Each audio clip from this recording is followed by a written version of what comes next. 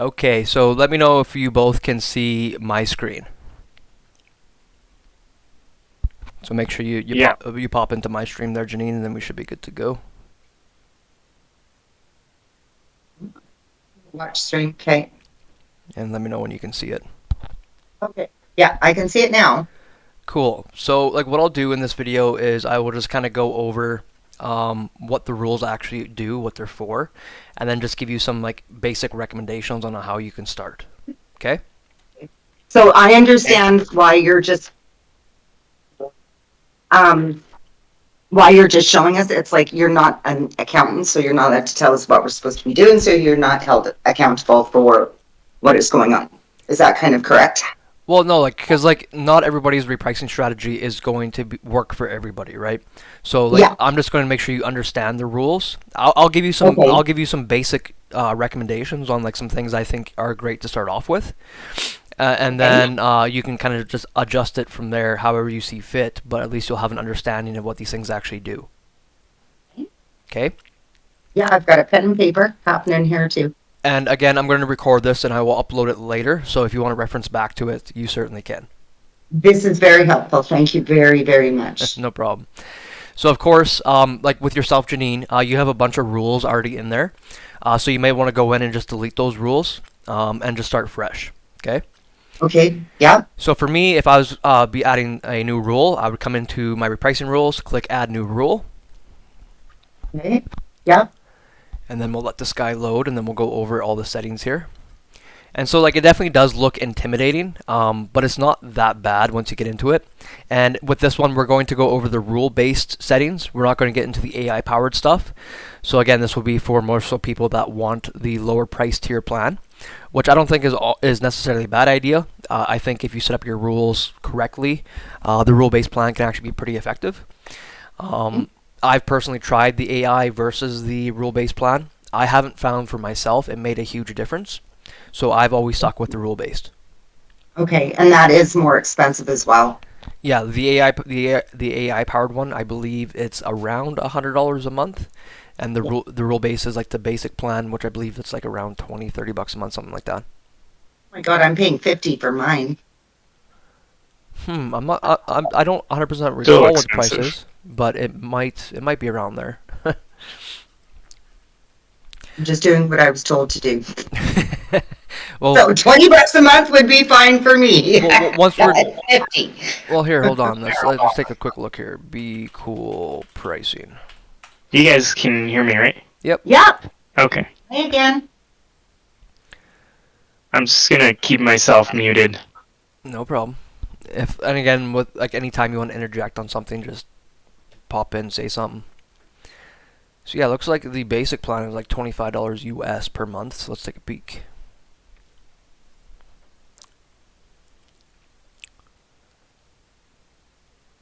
So yeah, like you can do the $50 a month plan, but that is just if you need more listings. Like if you need 5K or more listings.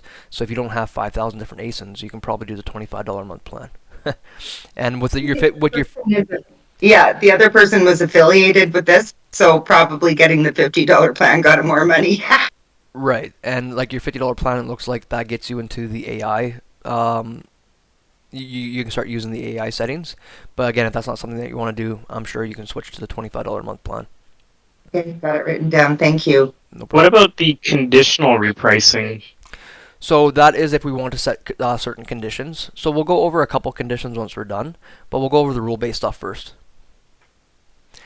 So again, with the rule-based stuff, these are kind of like the base rules that you're going to set, and then you're going to go into each one and set more specific settings.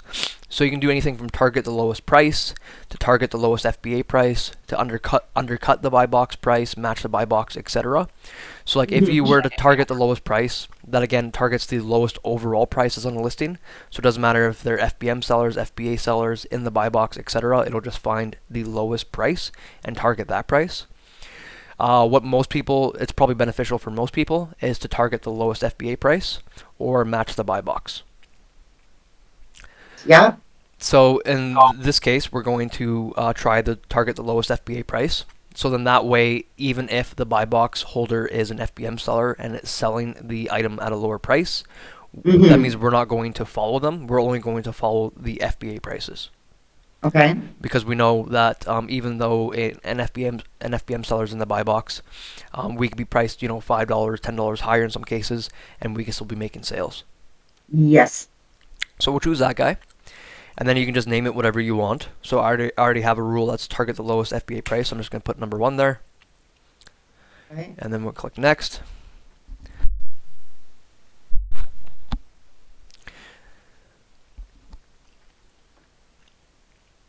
And this is going to take a little while to load because I have a bunch of stuff running. Okay, and then you can choose your competitors. And so this is just indicating who you want to compete with. So like if you want to compete with Amazon, with FBM sellers, non-featured offers, you can choose everybody you would like to compete with. So if you just want to compete with FBA sellers, you can just keep it as the base rule.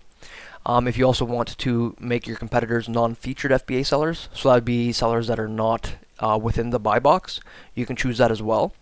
I find that if you do choose this, it does give you some more flexibility, and it lets your repricer, it kind of lets it maximize your profits.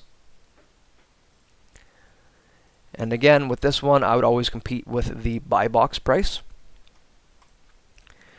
And then when we come down to custom settings, SFP offers, this is seller fulfilled prime. This is again is just telling you if you want to compete more so with FBA or FBM sellers. So I would just leave that at FBA. This I would leave at FBA. With this one, we can exclude specific sellers by ID.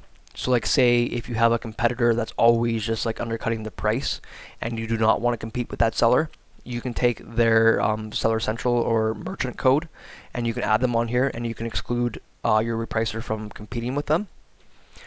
This you probably Know someone, like if Stephen and I had the same listing and I didn't want to compete with them, you see what is that also? Yeah, you definitely could do that. But like so like if that was the case, like so it was like say you and Steven both had an item and you both had it at $20 and you wanted to ensure that you're both at the same price, you probably wouldn't want to do that. But like say if you were on the same listing as Steven and you knew that he was undercutting your price, and you didn't want to actually follow him in that price war, you could just exclude his specific ID and then it wouldn't compete against him. Yeah. Okay. There's also a setting here where you could exclude sellers with free shipping. Again, with this type of rule, this is not something that I would exclude. And you can also exclude sellers with expedited shipping. Again, you can get very specific with the rules, but this is not something that I would personally exclude. You can exclude sellers with a specific positive feedback rating. So like for example, like say in general, most sellers, if they have like a sub 90% feedback rating, chances are they will not be getting the buy box as much as other people.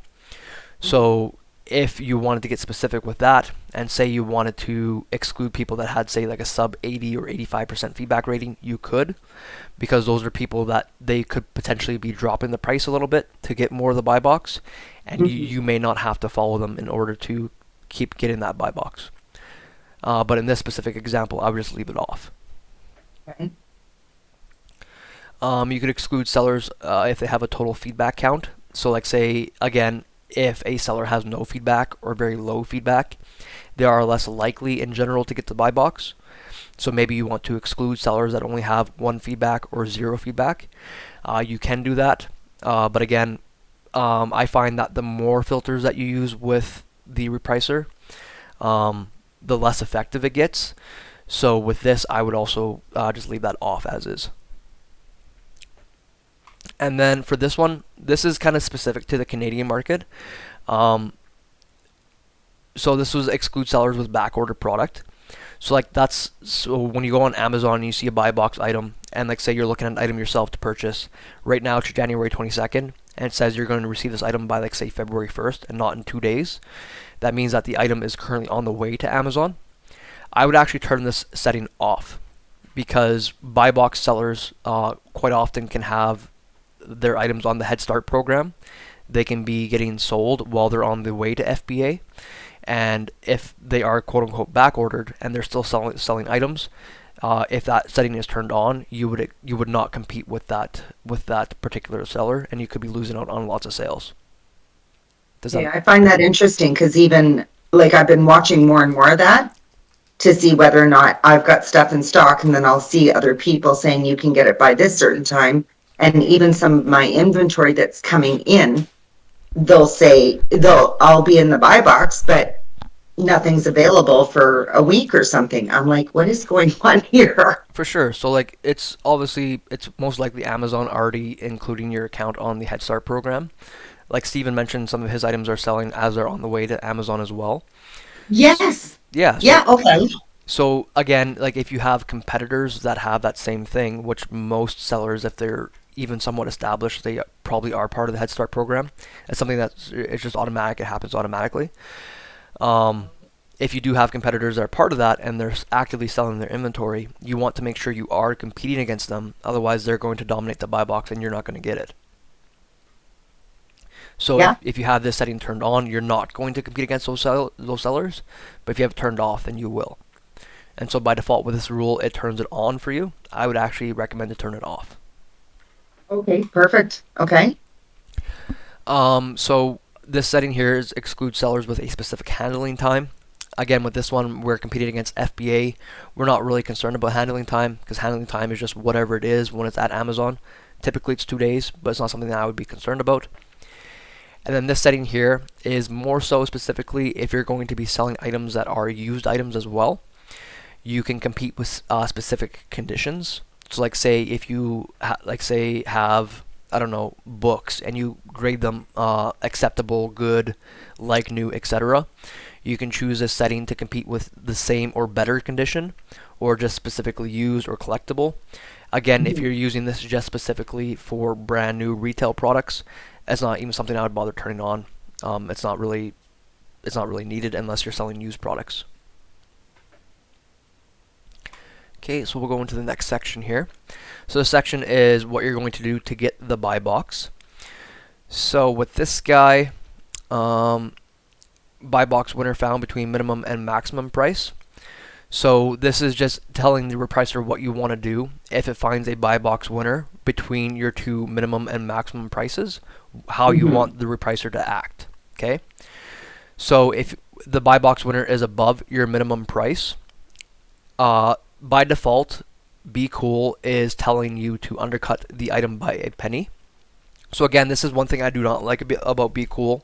It encourages price tanking, and if you do not pay attention to this, if you don't change these settings yourself, then you will automatically become a price tanker. Okay? So yeah, I prefer that to be.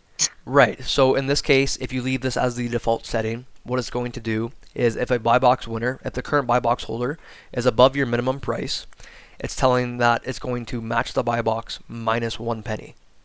Okay?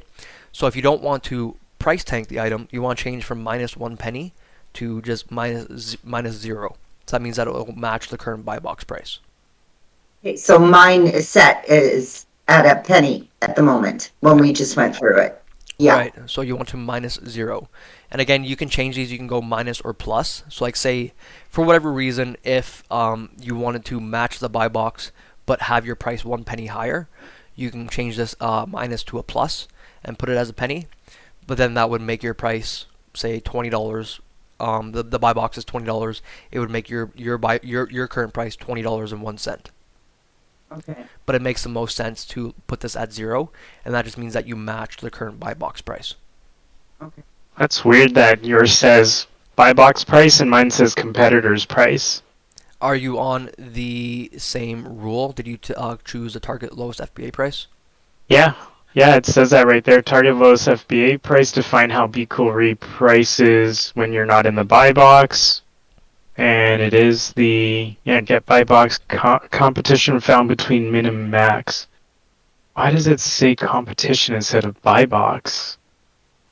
There's got to be a setting somewhere. Yeah, that's something that if you want after we're done, we can take a peek at.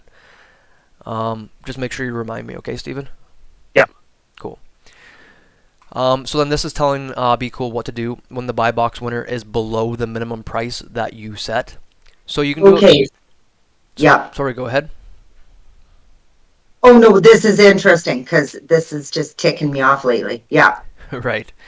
So you can do a couple things. Use autocompete. I don't 100% know what autocompete is, but I assume that means to compete with them even if it's below your minimum price. I could be wrong on that. I'm not 100% certain what autocompete is. But you can also set a couple different settings. So like if they are below your minimum price, say you want to, say your minimum price on this item is $20 and they're priced at $19.99. Okay. So Yeah. you can have BQool. You just leave your item at your minimum price of $20. You can have BQool use your maximum price, so increase it up to whatever maximum price you had. You can indicate for it to not reprice at all, so it just stops repricing. Or you can indicate for it to set a custom price. In this instance, for most cases, until you start getting more specific, I would just recommend clicking use minimum price. When buy box winners, minimum price. Okay. So again, like whatever your minimum price is set at, say you go through each item and you set a minimum return on investment of, say, I don't know, 20%, and your minimum price on this item is $20, and your competitor set their price at $19.99. This would tell BQool just to set your price at your minimum of $20, and this just helps to maintain some security nets. So this will help to ensure that you are not all of a sudden losing money. Okay, and thank you for answering that question because I've noticed a lot of the price tankers lately, and I'm like, why are you guys doing this? Because if we all stayed the same price, then we're all good to go. So it's like maybe a bigger person with more money that doesn't give a shit if their ROI is like 10, 15% or something. You see where I'm going with that? And then the rest of us will be somewhere within the same price range. And it doesn't look like they're trying to clear out though. So that's very confusing. For sure. And like that, if that ever happens, you have to determine at that time whether you want to change your settings or your minimum prices to be more aggressive so you can move that inventory. If you don't see any light at the end of the tunnel, if you see any indications, it's like, okay, there's one price tanker, they have 10 in stock. This listing sells like, I don't know, 50 per month, so they're going to be out of stock within like the next couple days, and then we see the price coming back up. Those you can typically hold out on for at least a couple days to like a week. If you see constant people that are killing the buy box price and it's becoming less and less profitable and you're going to lose money right away, that might be something you want to drop your minimum price and just move and just get rid of before you start losing money. Okay. Yeah, that obviously makes sense. It's just you hold on to the hope sometimes. For sure. But it's not about emotion, it's about data. Yeah, don't hold on to any hope. Look at the data and make sure the data tells you what to do. So with this setting here, when buy box winner equals minimum price. So again, this one is below minimum price. This one is if the buy box winner equals your current minimum price. Again, I would just recommend leaving this at minimum price. That just means you're matching their price. Okay. So then this setting here indicates what you want BQool to do if the buy box winners are found outside of your minimum and maximum price. So if they are lower than your minimum or higher than your maximum, what you want it to do. So like for this one, what you want it to do when buy box winners are found above your maximum price. Again, with this one, I would leave the setting as is. If you indicate maximum price minus 0, that means that it will just set your price at your current maximum price. Okay. When your buy box winners are found below your minimum price, again, that is the same example with what was above. If it finds the current buy box winner is a penny or $1 less than your current minimum, this would just tell BQool to set your price at your current minimum price. So I would recommend just leaving that as is. And again, with this one, when buy box winners are found both below your minimum price and above your maximum price, so that means that you have buy box sellers, potential buy box sellers, which you won't find very often, that are within below your minimum price and above your maximum price. I would just recommend leaving the setting as is. You don't typically find a buy box spread that wide. So I just recommend leaving that at the default setting. Oh, there's a good one. Buy box winner not found. Now Right. that is one that I'm scared about BQool and settings, was because some of my products there's no buy box winner at all. Right. So are you talking about like settings that are a suppressed buy box? Yes, yes. Yeah. So with this one, again, you can have flexibility of what you want to do. So again, the default setting is do not reprice. And this is actually something that I would probably recommend leaving as is. So those would be items that you manually set. Or you can set it for your minimum price.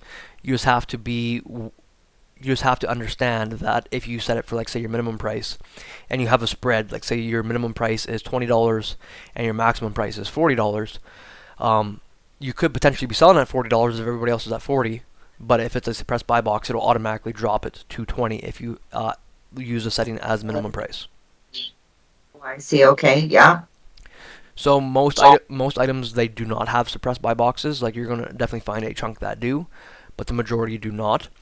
So that might be something that you want to just leave at do not reprice, and those are specifically ones that you would manually reprice yourself. Okay. Okay, so this next section is competition not found. So this is indicating if you are the only seller on the listing. Again, you can choose whatever setting you want. For me, I would personally leave it at my maximum price. Yeah. So again, we're going to go in, like, talk about setting your actual minimum and maximums a little bit later. Okay. But and like how to do it properly. You just want to ensure that when you are setting your maximum prices, you are doing it with a reasonable price. Otherwise, if you have these settings and you just set like a maximum price of, like, say 100x, whatever your minimum price is, some of those items may not sell at that maximum price, right? Yeah. And we'll discuss a little bit later in detail of how to set a reasonable maximum price and how to do it automatically. So that's one setting that you do not have to enter yourself into BQool. Ah. And then the setting is if buy box winners are excluded by your settings. So with this one, let's look at what this means here. So so this is shown an example. Buy box winner 1 is FBM $12. Buy box winner 2 FBA is $13. Your minimum price is $12. Your maximum price is $14. Your current price is $14. As all buy box winners are excluded by choose competitor settings or custom settings, there is no competition found. We will reprice your price with this formula. Do not reprice.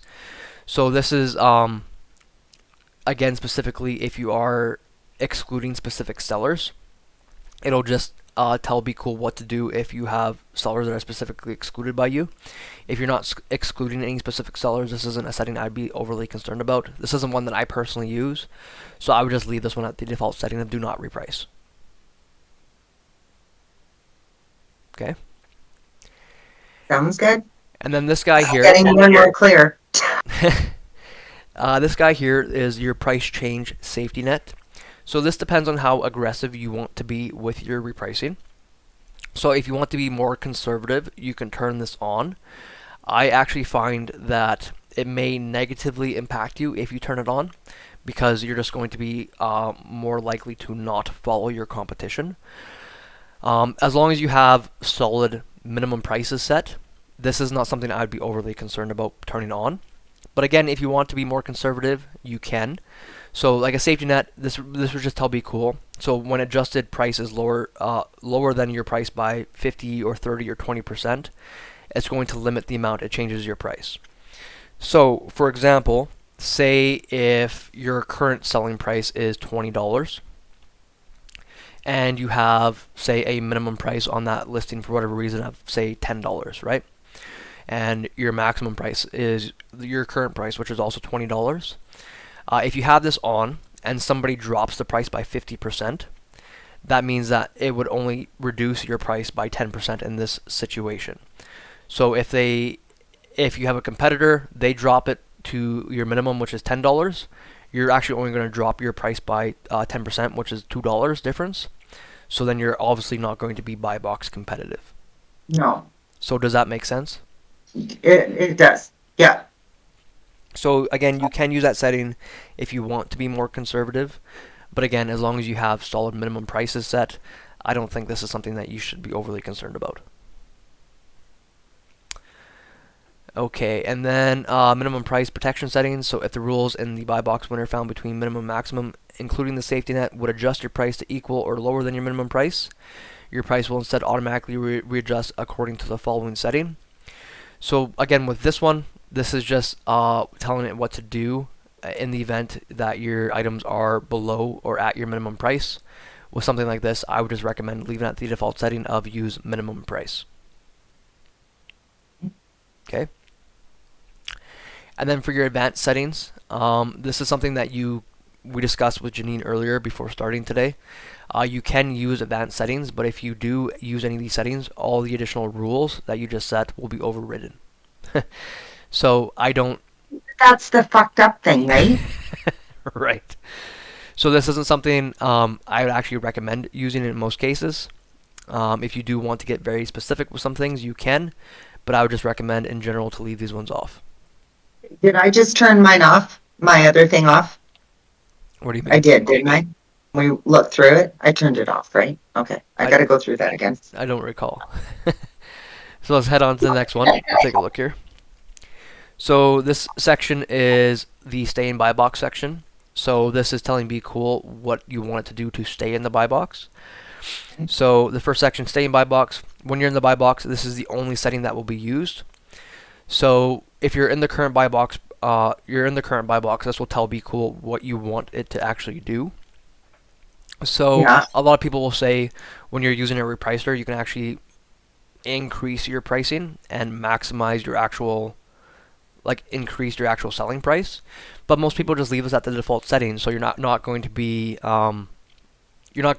raising your price by much, because if you have set at the default setting, raise my buy box price to maximize profit to within 1 penny. Yeah. That's only going to increase your price by about a penny, right? Yeah. So you can play with this. I would actually recommend leaving this at the default setting, because if you have BQool all of a sudden increasing your price dramatically, then chances are when you are in the buy box, you're going to be kicked out of the buy box very soon. Yeah. Because if you have, okay, cool, when I'm in the buy box, I want it to increase my price by $5. As soon as BQool makes that change, chances are Amazon will just kick you out of the buy box. Yeah. Okay. Okay. And again, this is just indicating if the price is adjusted above your maximum price, what you want it to do. Again, I would just recommend using your maximum price, because again, if you set it up properly, you don't want to be going outside of your maximum price anyway, because you already have determined what that data should be, and your maximum price should be what you realistically estimate you're going to sell this item at a max price for, what is reasonable. So I'd always just recommend leaving that at the max price. And then for competitors, you can leave these all as is. I don't find this makes a huge difference. We're targeting the lowest FBA price. So, I mean, if you leave this as an FBM setting, I don't find it's going to make a difference really at all. These are settings that I'm not that familiar with. I haven't played with that much. So I would just personally recommend just leaving it as is. And then with the price change safety net, this is again the similar setting that we just discussed previously. This would just tell BQool what to do safety net wise when you're actually in the buy box. Again, if you have proper minimums and maximums set, this is not something I recommend using. I would only recommend using this if you are super conservative and you are super concerned about how much your price is getting adjusted. But if you do use it, you're going to very much limit the amount that your products are going to be in the buy box.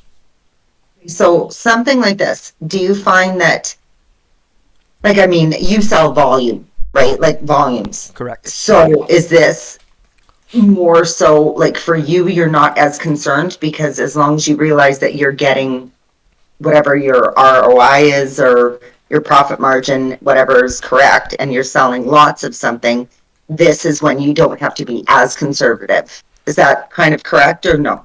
Well, I believe most people don't have to be super conservative. It depends on how involved you want to be with checking your repricer. Okay.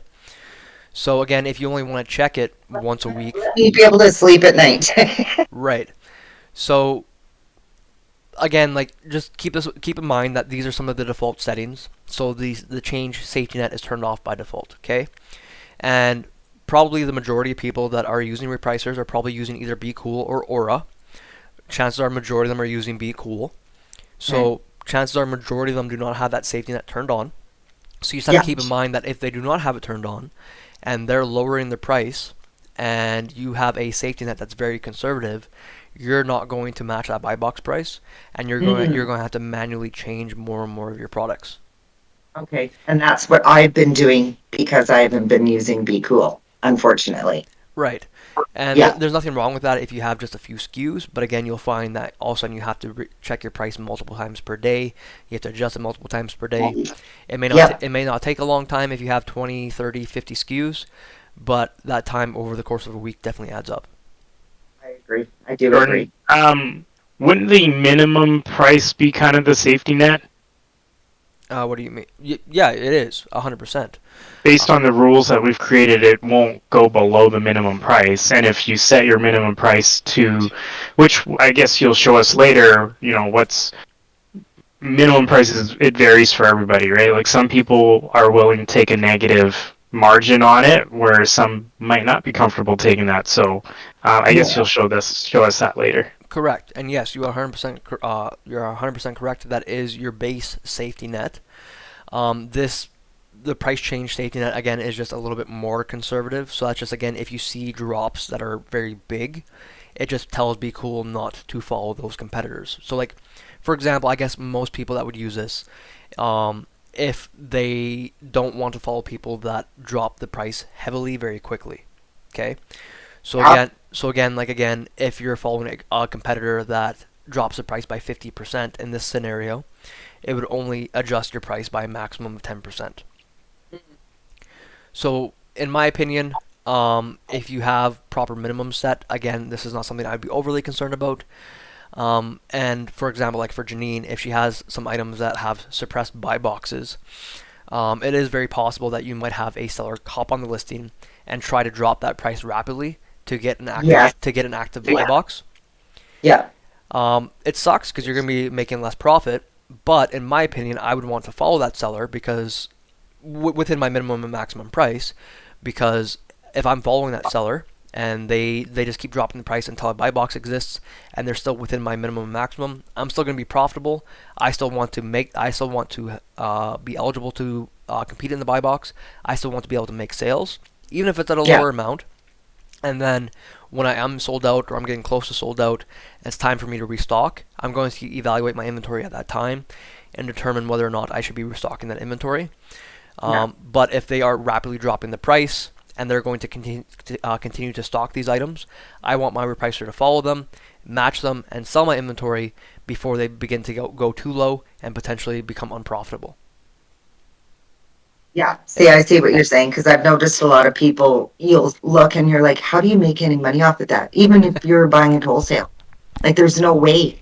And I would assume they're just trying to get out. That is definitely a portion of people, for sure. If you have bad inventory, you want to liquidate it, and even if you get back a portion of your money and you're losing like $1 per, but your investment in this item is $10, I would rather get back $9. I'm losing $1 on this investment versus leave it and eventually get back none of my money. Yeah, understood. For sure. Okay, so let's go into the schedule section.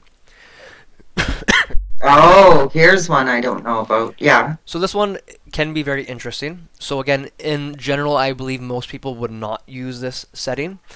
I actually like to use a repeated schedule. So with this one here, you can actually have BQool do specific things at a certain time every single day, if you would like. Okay? So why is there this 3 o'clock in the morning thing that I've been hearing about? So, in my experience, what most people use this for, when they do use it, which most people don't, is you can actually tell BQool to increase your price on a listing. Say you want to re-increase it back to your maximum price. So that if a listing is tanking, say you have 2 sellers on a listing and one seller is a price tanker, they're cutting you down by a penny or 5 cents every 15 minutes. You'll follow them throughout the day until you hit your minimum price. Then you can set a repeated schedule and you can tell BQool at say 1 o'clock or 3 o'clock in the morning every single day. You want them to go back into your inventory and increase your inventory back to your maximum price. And if you do this, and they have, and your competitor has their settings set to match the buy box minus a penny, then you'll increase the price again. They will be undercut you by a penny one more time, and you'll continue to follow them throughout the day. But again, you're going to be re-increasing the price, re-increasing the buy box every single day, and then it'll come down slowly throughout the day. Does that make sense? Okay, it makes sense, but this is a lot of information. For sure. So like this isn't something that you have to use to begin with, but this is something that's supposed to be good, isn't it? Yes, I really like this setting. So like I'm doing whatever you're telling me. So, so like for example, obviously less and less sales occur on Amazon the later in the day it becomes. You'll find sales drastically slow down like after like, I don't know, 11, 12 o'clock throughout the country ish. Yeah. So say you want to leave this at the default setting. So say you want to set it for 1 a.m. UTC. You can have BQool reset your price after it pauses your pricing. So this will cause your repricing to actually stop. It will no longer reprice your inventory. Okay. And then it will make your current new price. You can change this to your maximum price. So that means it'll change your inventory back to your maximum price. And then you can enable repricing again. So you can set this like immediately afterwards. Or like say, because again, say you have competition that you know are price cutters, you can say set it so it starts repricing again at say like 5 o'clock. Because you know most people are probably not going to be purchasing a lot on Amazon between 1 and 5 o'clock in the morning. So you leave your inventory at your maximum price until 5 in the morning. And then once 5 in the morning hits, it's going to start repricing your inventory again and matching your competitors. This sounds really weird. Now, but why? Like, I'm just having a hard time understanding why people would do this. Go back up to maximum and then come back down. Because just in case somebody's hungover and orders something for your max price by accident, or what? No, this is more so to help reset the pricing on a listing. Because again, chances are probably 90+% of your competitors on any given Amazon listing all have automatic repricers. Okay, and they're all set in some capacity to lower but also raise their price. So again, if you have a listing that's been dropped by like say $1 today, okay, because we have price tankers, if you reset your maximum price, then if their repricer picks up okay, the lowest FBA price next to me is $1 more than me, so my repricer is going to automatically match that price minus a penny if I'm a price tanker. So it helps you reset the pricing on that listing and again maximize your profit. So there is a way to deal with these fuckers. Kind of. It depends on how many are on the listing. Yeah. Okay. So this is where I'm missing out on this whole situation. Okay. Right. So like with these settings, like time-wise, I'd be a little bit more conservative. Like say like between 1 and 5 at the maximum, because you want to ensure that while people are on Amazon and actively shopping, you want to make sure you are actively in the buy box making sales. But in this one, again, say pause it between 1 o'clock in the morning, change your inventory back to your max price minus 0, so that will make it exactly your maximum price, and then enable repricing again back at say 5 in the morning, and then it'll find the current buy box sellers within your minimum and maximum price, and it should match those sellers as long as they're not as long as they're not outside of your minimum or maximum price. Okay, so but it's also a good idea to keep in mind that the time zones are different as well. Correct. Yes. Okay. So does that make sense? Like again, this is now I get it. I get it now. I just wasn't thinking, like because I couldn't figure this out. That everybody else has got to figure it out. So that was the situation happening here. For sure, and like this isn't a setting that most people actually use, but I find it's actually super nice and helps maximize profits a lot. But now, if you have like a listing that has like say 2, 3, 4 price tankers on it, this will increase your maximum price at say 1 in the morning, right? But the rest of the price tankers, chances are they will not reset their price. They will leave their price as is. And then when your repricing re-enables at whatever price or whatever time you set here, then your repricer will just find those prices again, match that buy box price, as long as they're not outside of your minimums, and continue to reprice accordingly. Okay. Yeah. See, and I've seen this setting on a couple of the videos that people were talking too quick. And I was like, well, but I didn't understand. They were talking so fast, I didn't understand why they were doing it. And they didn't explain it very well. And I was like, well, why in the hell would you do that? But, Right, and that's probably the main reason, or the best reason to actually use this setting. yeah, okay. And so again, you can set this on a repeated schedule, so it happens the same time every single day. You can choose specific days you want it to happen. If you were to use it, I recommend using every single day. That would make the most sense. Or you can have a fixed date schedule. So like if you just want it to stop on a specific day every month, if you just want to do like say 1 day per month, you can do that too. In my opinion, having the repeated schedule is more effective. No sense. Yes. Okay.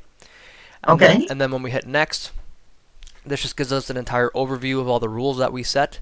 So you can come in here and you can review all the rules that you set. Okay. And then once you're ready to go, you click save and finish. And then this rule is now available to you. It's not active on your inventory yet, but it is available. I'm going to move this out of the way in case it shows any of my information here quickly. I can close my eyes. I promise I won't peek. Okay, it didn't, so we're cool. Okay. So let me move this back over here. Okay, so then it gave us a new rule. So again, our rule's down here, but it's not applied to any of our inventory until we manually apply it. Okay? I do understand because obviously my inventory is in BQool already, and then you have to go in. I realize we'll go through that, but then you've got to go in and set up all your whatever, and whether or not you want it to, you know what I mean? Right. So I'm going if you want BQool to reprice it. Right. So I'm going to show you something to help make that process a little bit quicker, and then we'll look at the actual inventory page. So just give me a second. I'm just pulling up a settings page on another screen here. Yeah. Okay, it's still blanking it out for me, so beautiful. I'm going to pull this over. This is something that Steven helped me figure out. We were able to blank things live here, so you can't see nothing. That's cool. Yeah. So if you come into your listings page and you go to your settings and click General. So you can change some settings in here. There are some very good settings in here that I recommend you set, only if you utilize them properly. Okay, I'm ready. General settings. Yeah, I know you'll have this up at some point. Yes. Yeah. So like you can in BQool have it automatically set your minimum price based on certain criteria, but with arbitrage and wholesale, our prices and ROIs and etc. are always so much different from item to item. So if you're doing a rule-based settings, I would actually recommend manually setting your own minimum prices. And it also helps you to ensure that you're not going to lose money. You can have it set these minimum prices for you automatically based on certain criteria, but this is something that I recommend doing only if you're more advanced. If you want to be more conservative and ensure that you're maximizing your profit and not losing money, I'd recommend leaving that off. This setting, however, though, setting your max price is something that I do recommend using if you utilize it correctly. So I have this turned on, and I have it set to set my maximum price based on my current price when I upload a new item into Amazon. So I'll pull up a listing on here and I'll show you what I mean. Based on new price. So say I'm sourcing a Tyranny syrup, for example. I'm going to pull one up here. And these are all going to be items with Amazon on them. I'm not going to blow up anybody's listing. Oh, yeah. Stuff is taking forever to load. It looks all messed up. Give me a second. Load for me, please. Just the coffee syrups. And Amazon, yeah, they're all over that. There's a few knockoff brands, though, that they aren't all over. Especially if you sell them in twos. Yeah, and like there's a ton of coffee syrup brands. I think Tyranny is probably one of the more popular ones, or like Jordan's Skinny Syrup. That's the one exactly, right? I am very familiar with most items. Yeah, I'm sure you are. Plus your bloody cappuccino machine. I drink nothing but black coffee, okay? I may have a fancy espresso machine, but I still drink it black. Okay, so this is just taking a while to load, so give me a second here. My machine is not this powerful to be running all this software at once. So while this is loading, I'll explain what I do. So when I am looking at an item, and it's a new item, and I'm going to purchase it, all the items that I purchase, I'm going to export to my order tracker spreadsheet, right? Yeah. And I'm looking at an item, and say the current selling price of this item is $13, and just say, for example, for whatever reason, I'm going to be profitable selling this item at $13. But I see potentially my maximum price that it looks like it actually sells is, say, $17.99. And it occasionally sells at that price, and it continues to sell at that price. It doesn't look like the sales rank drops off a cliff.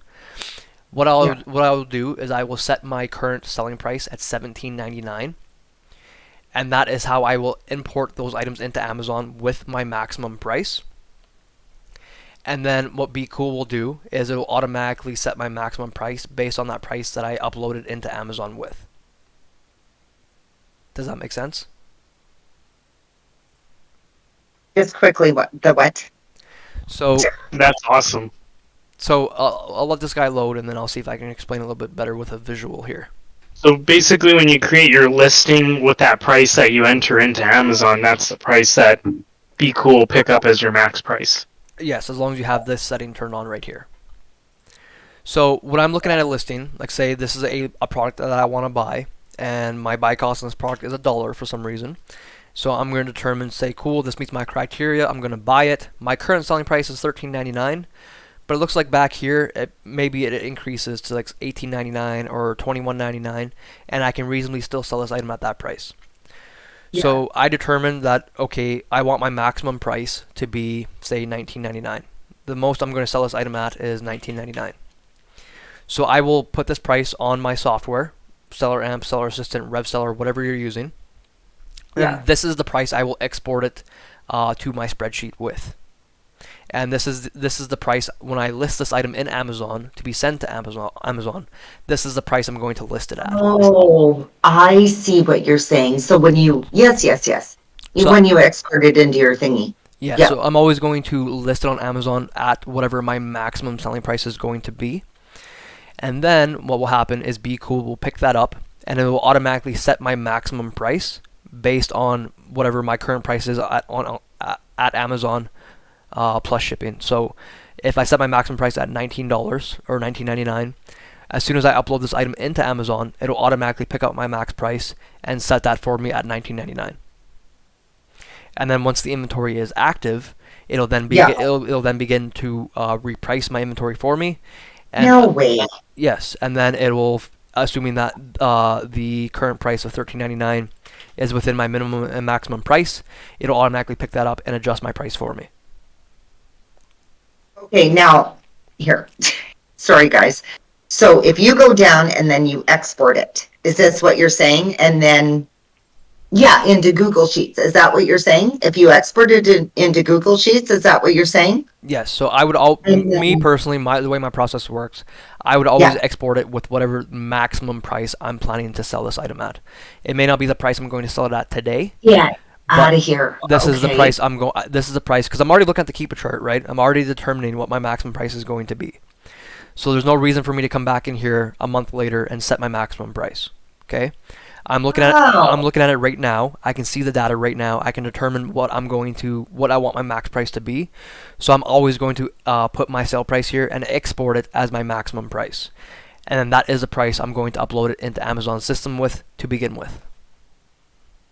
Oh, what the fuck? Holy. Okay, no, that's honestly, like, I'm not a computer person. I'm getting much, much better.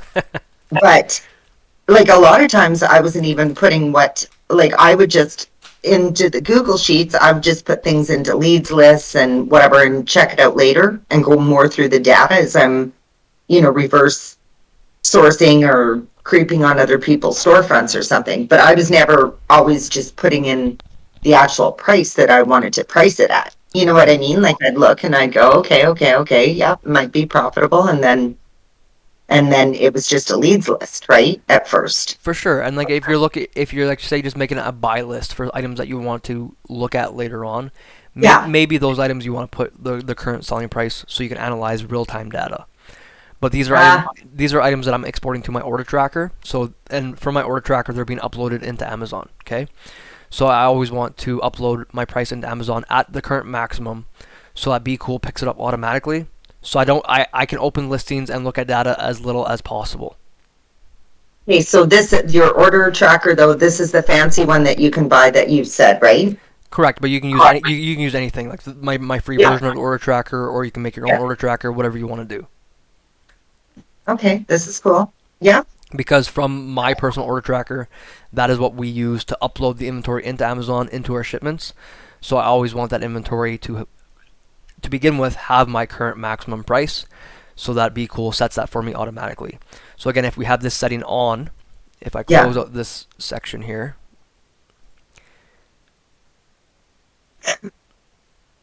let this load, it takes forever. I'm going to move this just to ensure it doesn't show anything quickly.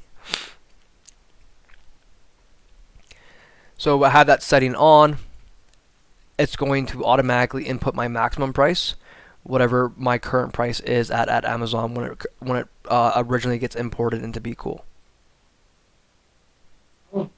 Okay. Make sense? Oh yeah. No, that's interesting. Cool. So that's a setting I personally think is super helpful. And then another one is this one right here. Set your default repricing rule. So again, that sets your default repricing rule to whatever rule you want it to set at.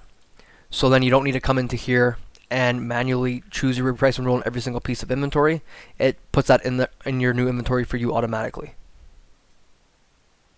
Okay, so okay, yeah. So whatever, I get it. Whatever repricing rule you want, it'll automatically put it in this rule section for you.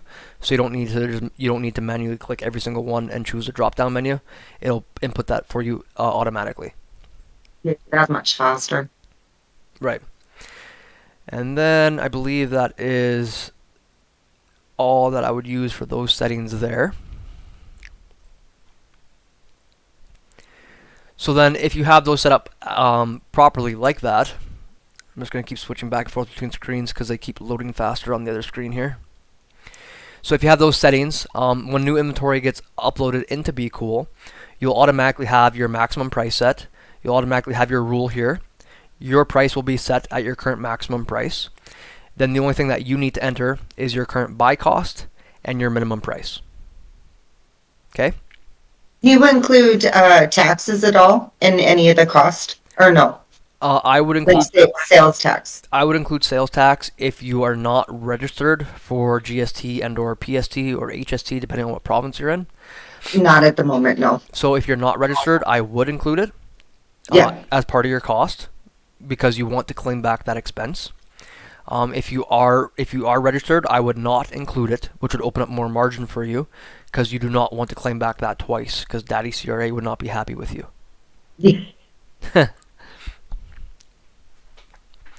Okay, so now if you have all that set, again, majority of your settings are already set for you.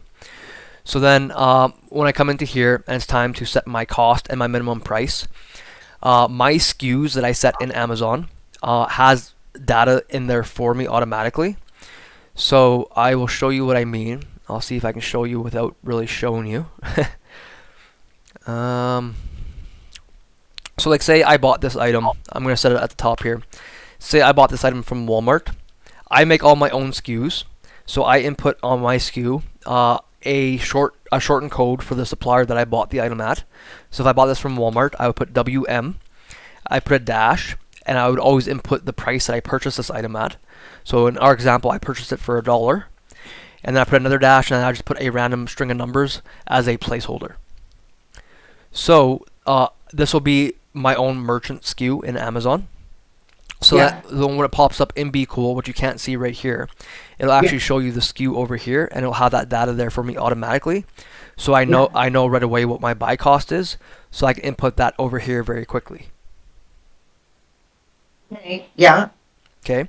So if you don't utilize the SKUs like that, I would highly recommend doing so.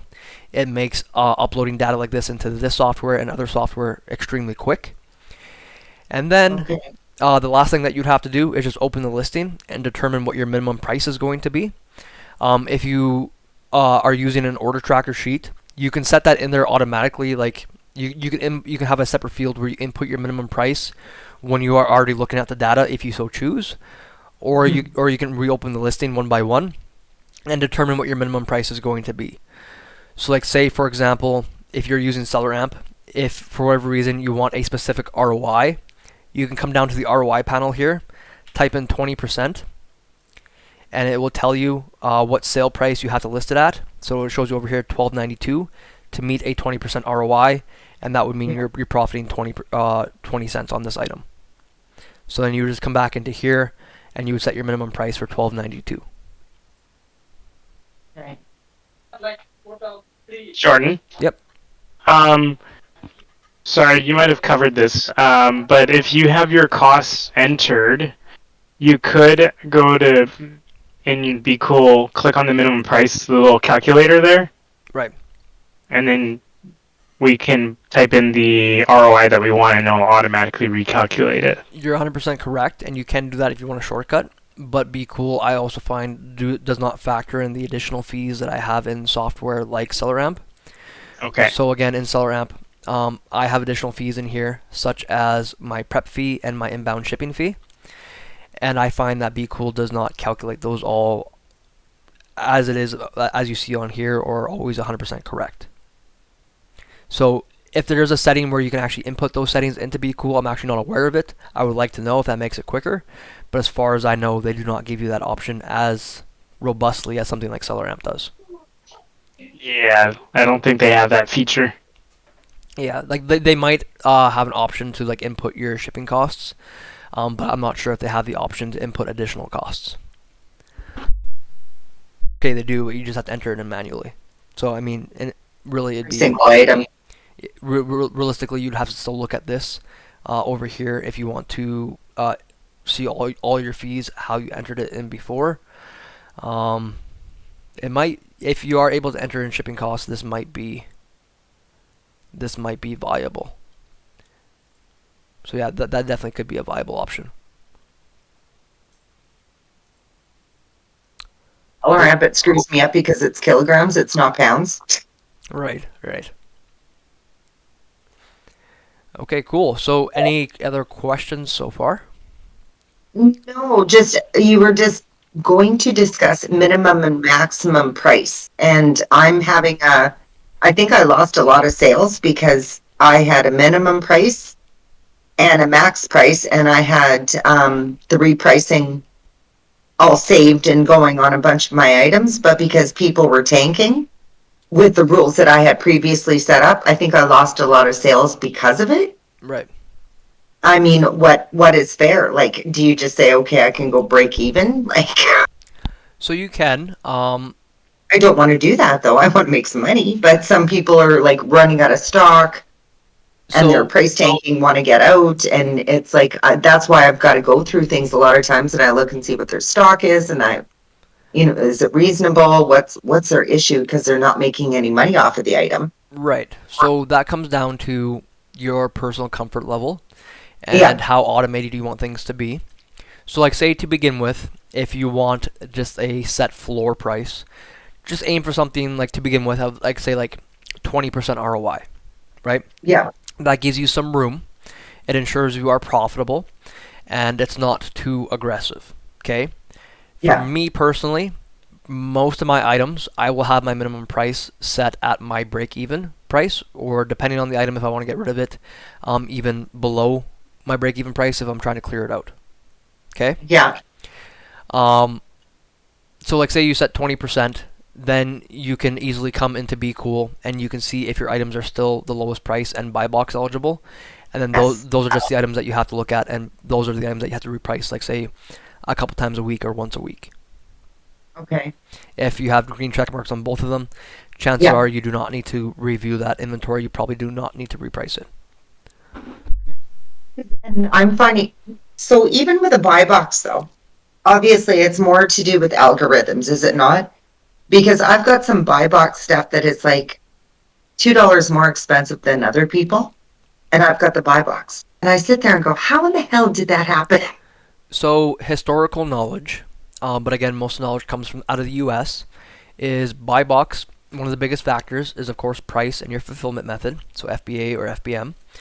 Yeah. But in Canada, I've found that your actual availability to the customer is more important than your current price. Okay, I wondered that. Thank you for answering that, because some of my stock, like even the $2 or something, I'm like, what the hell is going on here? But I'll have lots of stuff in stock, and it's like all of a sudden I get the buy box. I'm like, what the hell is going on here? Right. So if you're looking at to see if you have the buy box, it's not an accurate representation for you to open the listing and just see if you're on the buy box, because the buy boxes are going to be different for everybody depending on where they are in the country, right? So it's more accurate.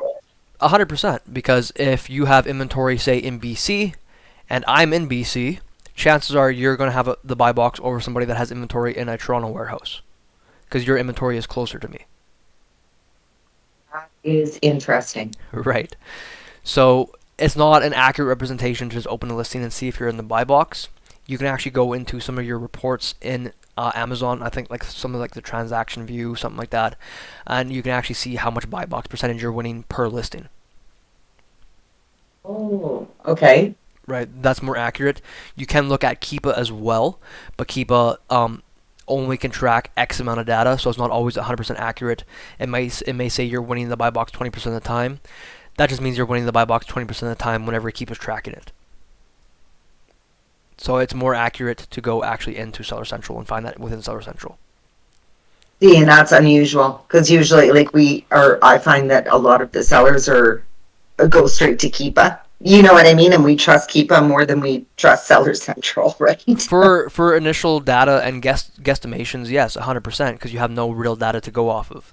So you're using Keepa as a guesstimate. It's not set in stone. It's not perfect. If Keepa tells you an item, FBA stock has sold 100 units this month, chances are it sold more than 100. It probably sold closer to 150, 200.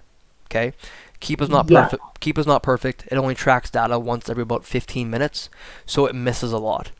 And if sellers sell multiple items in one transaction or within a 15-minute time slot, it misses a lot of data. I was wondering that, because even some of the items that I've got listed, looking at Keepa, everything else, it's moving like hot damn. And then I go in and look at per month, I do the data, everything, and I'm like, well, and I've got the buy box. I'm like, well, why am I not selling more of it? Right, so Keepa gives you good guesstimation data. Again, it's not perfect, and it is required, especially for new listings. But once you actually have the inventory, you're selling it yourself, that is actual real data directly from Amazon. That is the data you want to use to make your decisions, whether you want to replenish the item and how many you want to replenish. I'm not going to buy an item, sell 24 in a month on Amazon, and then re-look into Keepa and see, oh, how many items are actually selling. No, I'm going to see I actually sold 24 units in Seller Central, so that means I'm probably going to sell about 24 units per month. Yeah, because I've got a few items that I was like, are you fucking kidding me? Because even before I left, I was like, there's no way in hell I'm almost out. And then I sent in another shipment just before I left, and I was like, there's no way. Keepa even is bullshit. Times. Right, because I was like, I just sold how many of these in how many days? Correct. You know what I mean? So I was like, wow, that's crazy. So now I just want to go home and buy more. Right, but Keepa can also only see data that is live. So like if your inventory is not actually available in Amazon, like say it's on the way to Amazon but it's not currently available, Keepa won't see that. Or if your inventory, say you have 24 units, and 12 of them go into an FC transfer and are no longer available for purchase until they get to the new warehouse, Keepa will indicate that your stock dropped by 12, and that might look like a sale occurred, but it didn't. Your inventory is being transferred. See, and I am so happy that you're doing this, because, when I first started, as I mentioned, like for the third time, watching all these different YouTube videos and this and that, and the other thing, you honestly do not know what to do from day one. You can watch 5 different people, and you don't know what you should really be doing. For sure. I mean, everybody has a different way of explaining things, and of course, when you are first starting Amazon, can be very scary and intimidating. Oh And yeah. yeah, like off the hop, your first even within your first couple months, you're not going to know everything, and you're going to be winging a lot of stuff just as you go. But the more and more that you do, the more and more that you learn, the more things connect and the more things make sense. More repetitions. For sure. Yeah. So yeah, So this so this yeah, has been very interesting. perfect. But yeah, like for example, for your minimum pricing, you can set whatever kind of floor or threshold you personally have. Say if you want to be a little bit more conservative, you can set like a floor price or a floor ROI of say 20%. And then you can go in and you can adjust your minimum price to match that, unless it's an item that you want to get rid of. Then again, at least that leaves some meat on the bones. And then if you decide you want to go less than that, if the buy box is consistently lower, then you can come into BQool at a later time and adjust that accordingly. Okay. Yeah, that I understand that definitely. It's just not going through every day for hours. You know Right. what I mean? Like a couple of times a day going, what the hell happened now? For You sure. know what I mean? Like, and then redoing my prices. And then it's just hard with these price tankers. I know shit happens. I get it. But sometimes I'm like, bugger you, as soon as you're out, the rest of us have stuff in stock and we're not moving with the price.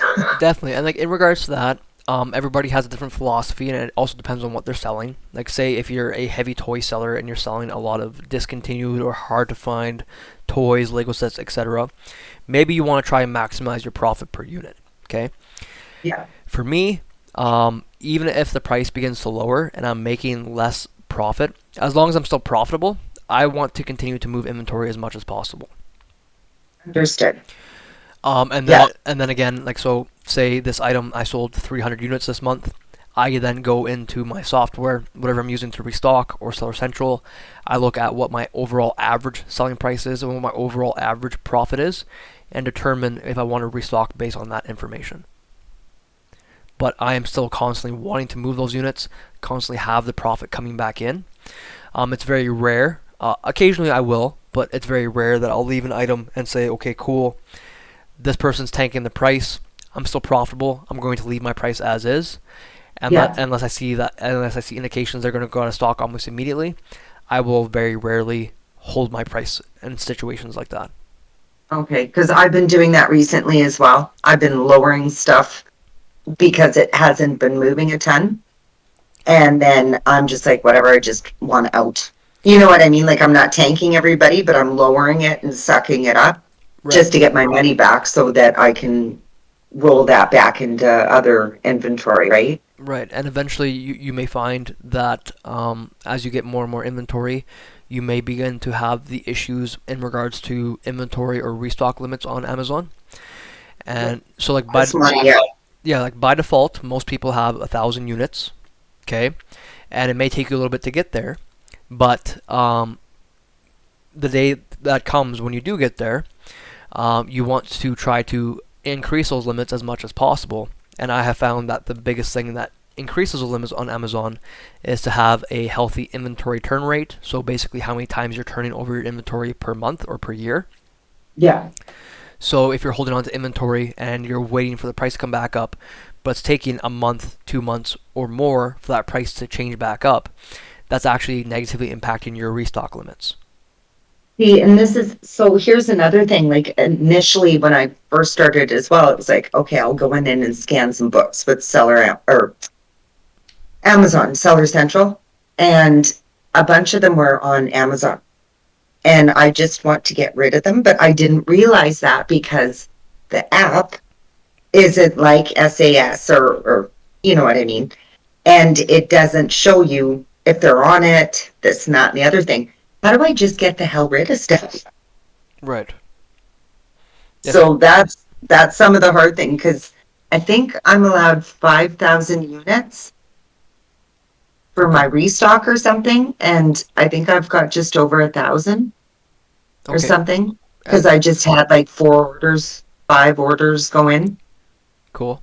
And that's a relatively healthy restock limit, especially like if you're only utilizing 1,000 right now.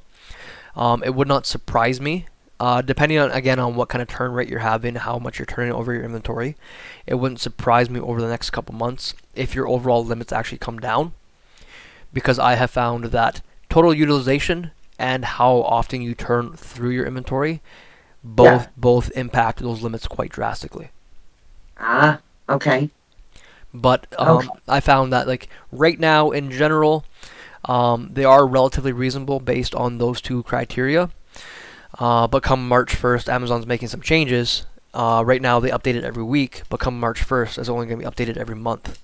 So that's going to become even more important to ensure that you're able to maintain good restock limits. Okay. Yeah, I see what you're saying. Yep.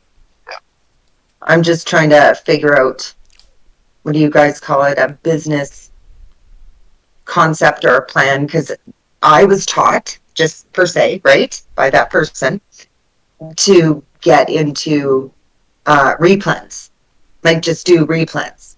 And you would laugh because I could go in there and show you a screenshot of whatever was supposed to be the week 1 lesson or whatever. And so that's where I've been focused, is replens, instead of thinking that you could purchase other things and try and do that as well. You see what I mean? Like, oh, 100%. But with the thing is, with the arbitrage model, you don't always know what items are going to be replenishable. right. Replens are solid, yeah, 100%. And as you build up your catalog, you should have more and more and more. But you don't know off the hop if they're going to be a replen or not. You don't know if the price is going to die.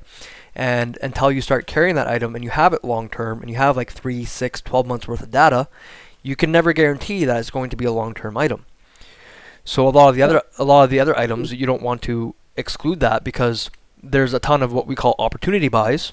So they're items that make sense right now because they're on sale, or just the price is at a price that it makes sense right now.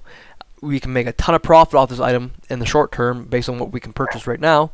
But in 1, 2, 3 months time, it may no longer make sense, but we can still profit on it until then. And a big chunk of those items also could potentially turn into replens, depending on how stable the pricing is, how much it makes sense based on current retail prices, discounts, things like that. Yeah.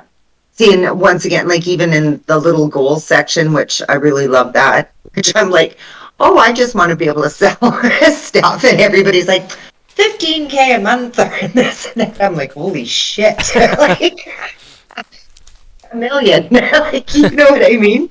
So I got to giggle, but it's having a bit of an open mind instead of just getting, having the blinders on, as I mentioned, right? Oh, for sure.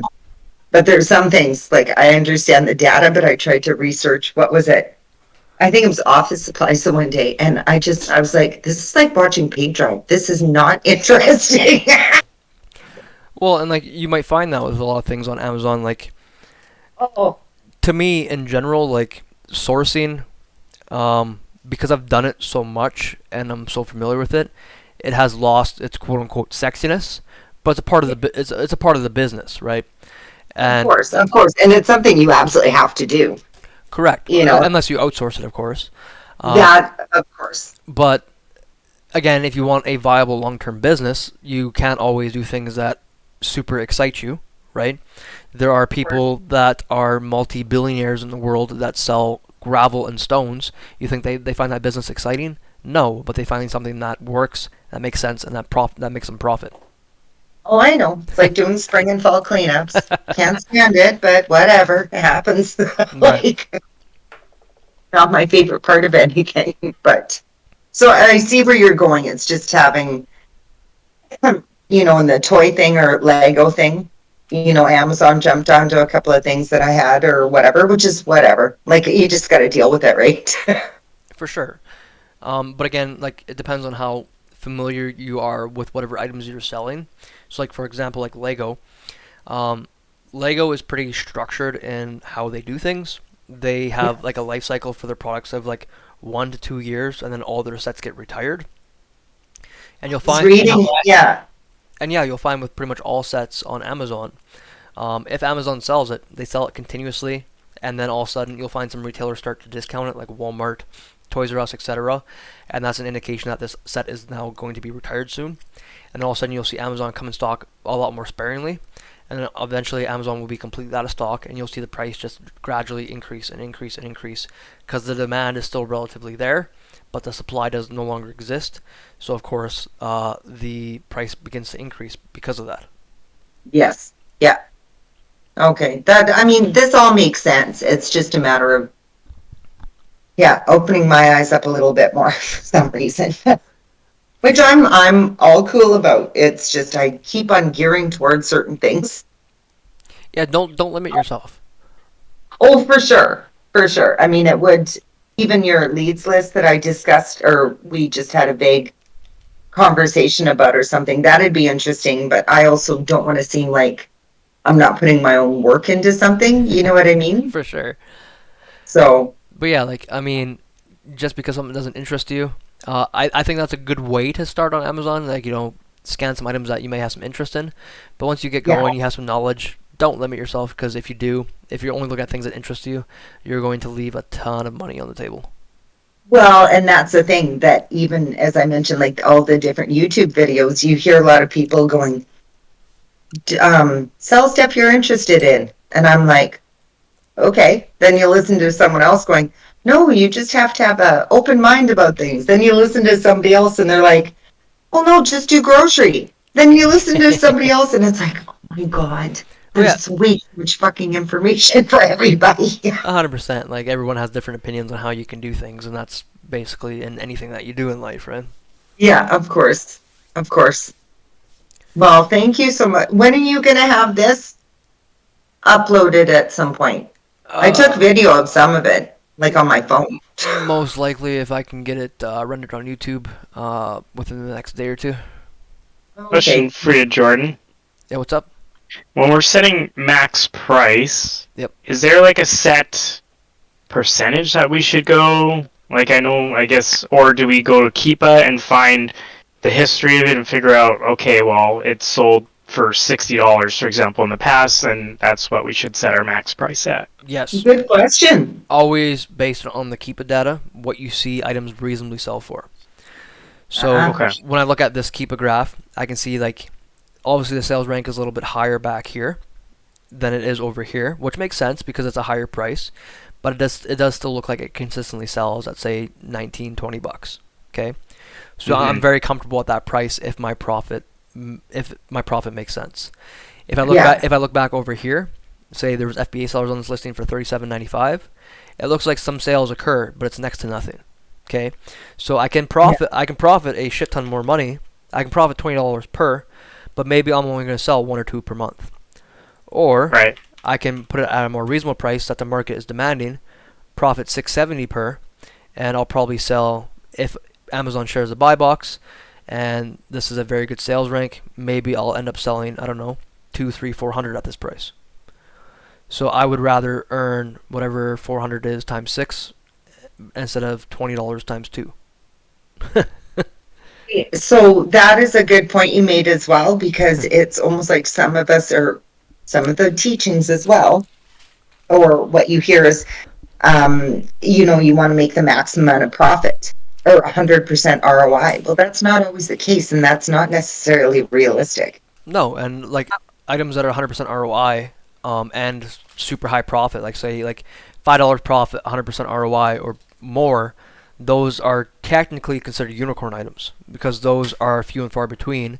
And when they do exist at that profit and ROI, especially if they're arbitrage items, chances are in the very near future they will no longer profit that much. Yeah. So. Okay, so don't be so greedy. No, and like I say to people all the time, I understand that, say you look at an item and you're going to profit $1 on it, that may not look very great to most people. If you use a prep center, it's probably not viable whatsoever unless you've already factored that in. Yeah. But I have items I profit $1, $1.50 per on, but I sell 40 units a day. There's another scenario, because I've got an item as well that I think I only make, I hate to say it, like $1.50 off of, but I can, in a week, I sell quite a few of them. Right. You know what I mean? And it's just something so trivial. And I'm like, I don't care. Yeah. Just keep on selling them.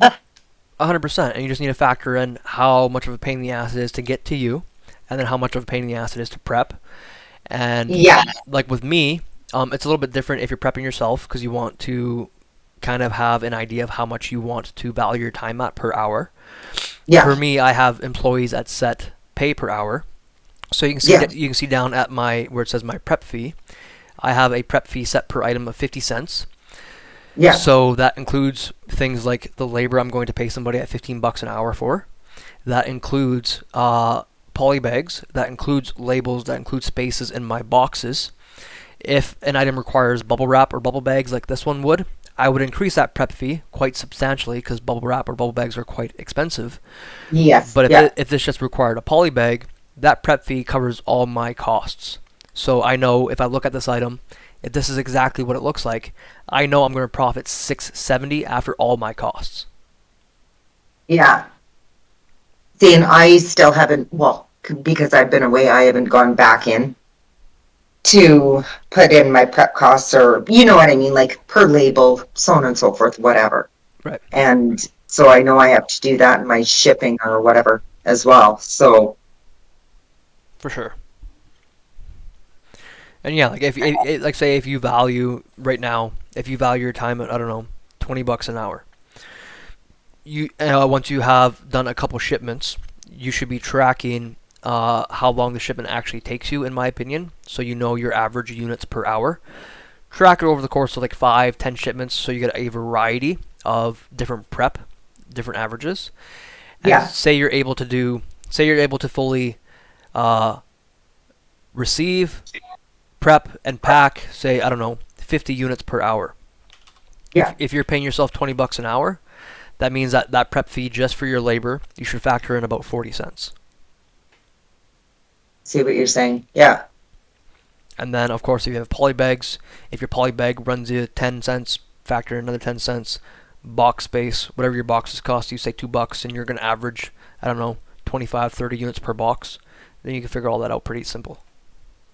Yeah. And these are things that you don't realize when you first start.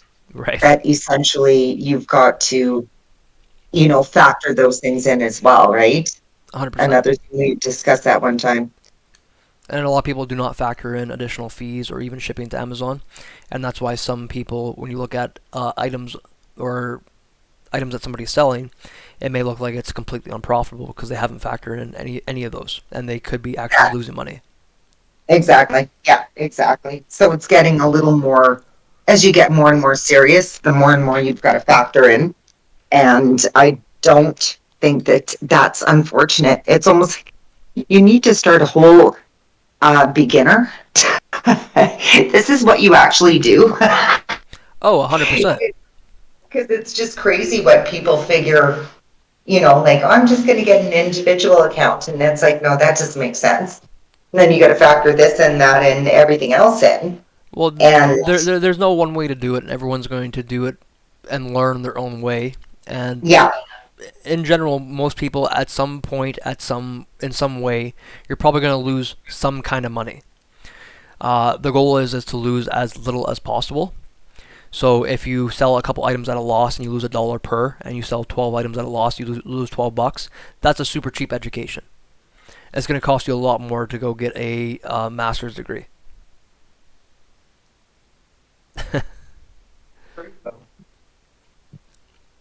that is definitely the truth. Like, it's just, I just figure, like, as I mentioned before, I just figure during the winter I'm not busy, and eventually I'm not going to be able to do all the laborious work that I do. And this is partly why I got into this as well. And I can't stand winter. For sure. So this is why this was so interesting, is that I'm just obsessed now, unfortunately. Well, and the nice thing about Amazon is it can be relatively hands-off. So you have to front load a lot of work.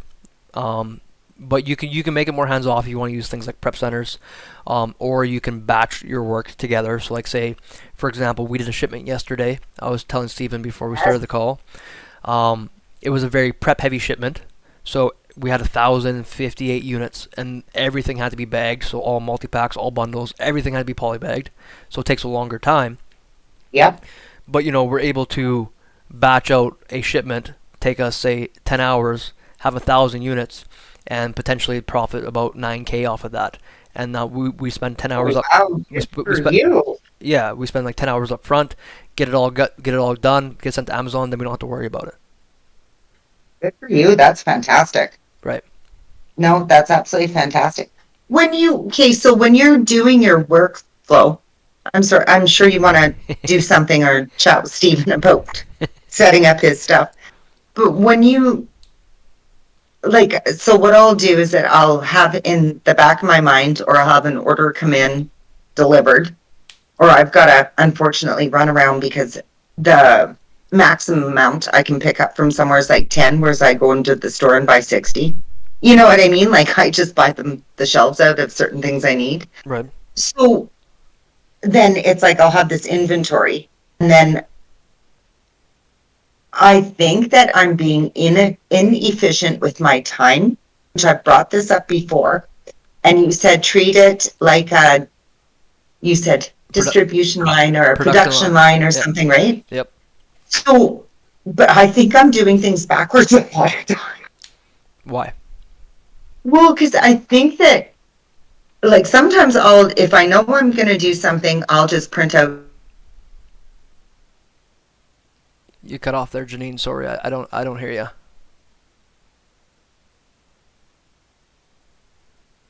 I think we lost her. Janine, we Instead of lost doing you. it all at once. Oh, there, she's back. Hi. Hey, We lost you. Yeah, you cut off for a second. Sorry, could you start that over? Oh no! Can you hear me now? Yep. Okay, I think I'm doing things backwards because sometimes I'll get inventory, I'll prep it, print out labels because like I don't want to wait around until I get everything and then do everything all at once. And then I'll try and pack things, see what fit into boxes, so on and so forth, whatever. So I think that I'm not utilizing my time properly. Most likely. And if we were to look at your overall workflow, there's probably tons of things that can be improved. But again, it depends on you and kind of what kind of work and what kind of style you want. Because some people, they just want to have a beer, prep some stuff at Amazon, prep it throughout the week, and then ship it all at the end of the week. That's completely fine. You just have to realize that you're not utilizing your time properly, like you said, and you're probably not making the most per hour. But if you're fine with that, there's nothing wrong with that.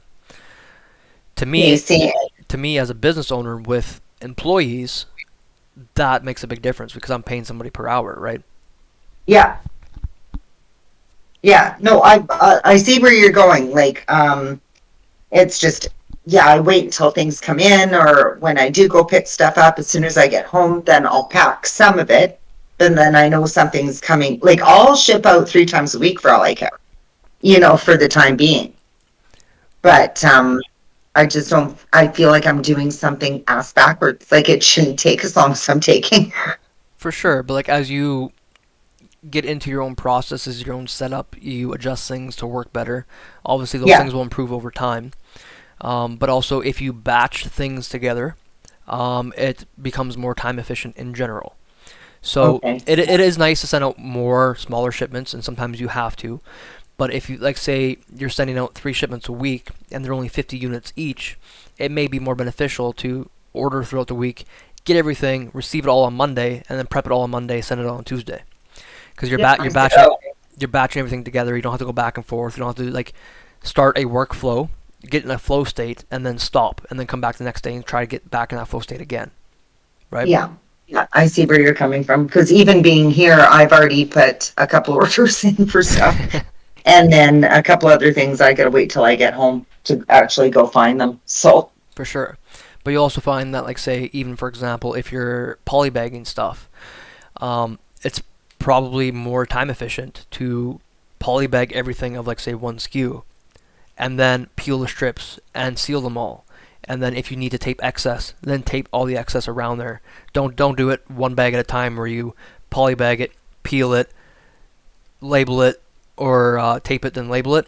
Do them all, like, again, production line, bag them all at once, peel the strips all at once, tape them all at once, label them all at once. Doing that, it becomes a lot more efficient because you're getting, again, in a flow state where you're doing things more consistently, and you just by default tend to be quicker when you do that. Okay, because after you did mention that, the one day I was like, okay, I'm going to do it, treat it the way you said, production line. And I was like, holy shit, this is going pretty good. Yeah, and then when you find what works best for you and make adjustments to your processes, equipment, whatever, it should just get more efficient over time. Yeah. Okay. Like the Henry Ford assembly line. Yeah. Essentially, yeah. I try to model McDonald's as much as possible. I think they've mastered the production line. Yeah. Yeah. Interesting. Yeah, McDonald's is, they're on a whole different level on global standardization from one chain or one restaurant to somewhere on the other side of the world. It's all the same. Yeah, but they do things extremely efficiently. So, like, for example, if we are, say, bagging a multi-pack, if there's 2 or more workers that are working at that time, one person will bag it, pass it on to the next person who will seal it and label it. And it's a production line. One person's doing one task. Yeah. Yeah. See, and I do everything myself at the moment, so. You should be getting your boy toy to help you out all the time. Think you're my boy toy? He should. Probably doesn't want to help me because he thinks he'll do something wrong. He should be free labor, and you should take advantage of that while you can. Trip for next year.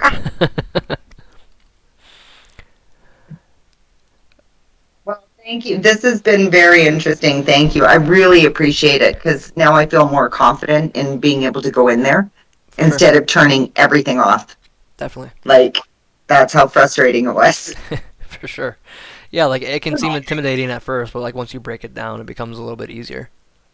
It definitely is. I think it was just because I saw, like, once you set a minimum price, it doesn't go anywhere. And then I'd go back in and I'd look and go, shit, other people lowered the price by 10 cents or someone's got the buy box. Right. And then I turned the repricer off and all of a sudden I was selling this stuff. And I was like, really?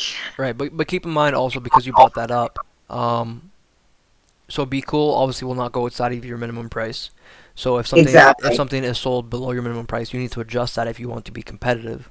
Exactly. Also, BQool only updates once every 15 minutes. So just because you see something that gets updated in pricing right now, doesn't mean you're going to see your price update immediately. You might have to wait 15 minutes before you see your price get reflected. Yeah, for sure. I understand that. And the one thing was that even what Stephen was mentioning, though, he could have had it made $10 more off of something. Right. I set one thing for min-max price of something. Somebody else ran out. And then the one day I looked and I was like, because I set the max price for $25 for something. I don't know what it was. And it sold. And I was like, holy shit, when did I start, charging $25 for this? And I looked and I was like, oh, BQool was still on. And it went to the max price. Right. So and it sold for $25. And I was like, who in the hell would be stupid enough to spend that money on that? For sure. And so, like, again, if you have, like, these settings set up so that if everybody else is out of stock, FBA sellers, it increases your max price, you get those opportunities. And so, like, in the scenario with Steven, you sell 2-3 units and it makes you an extra $10. That pays for the repricer by itself. Yeah, seeing that was just the bonus, right? For sure. When I saw that, I was just, like, upset. I was like... Oh, I know, kicking yourself in the behind, right? Yeah. So, like, there was a scenario when I first started using a repricer and specifically BQool. I was not that familiar with the settings, and my max price I always just set at, like, double what my double what my minimum price would be. Yeah. And so there was an item that I regularly sold at $55, and my maximum price just by default was like $99 or $100. And that's an item that should not be... Nobody reasonably should be buying that item at that price. Yeah. And there was no evidence that it ever sold at that price. Yeah. But I was the only seller at a time, and it increased my price, and one person actually bought one of these items for almost $100. See, but that is the best thing about that. You know what I mean? Like the max price. For sure. And I just, yeah, same thing. I just shook my head. I was like, really? That cost me $5. Yeah, like in my scenario, like if I left at that price, chances are I probably would sell next to none. But Yeah. one person did buy them. You gotta love it when that happens. Yeah, I just have a hell of a time with the minimum price because, as we discussed, people start doing the price tanking, and you're like, why? for sure. Okay, cool. Does anybody have any additional questions at all? I don't. I know you were going to talk to Steven, I believe, about going into his settings for a Yeah. bit, but I can go. I can go now. If you want to hang out, I mean, it's not a problem. BQool will also never go outside of your max price either, right? Correct. Unless you have additional settings that tell it to do otherwise. Okay. So- I don't, so. So I'm going to tell you guys something just to scare you. But it's been fixed. So it was quite a few years ago. There was an incident specifically with BQool that something happened in their system API, whatever, where it actually made items go outside of their minimum and maximums. And so some people, all of a sudden their items were below what their maximum price should be, and things were getting sold for a much lower price than what they should have been.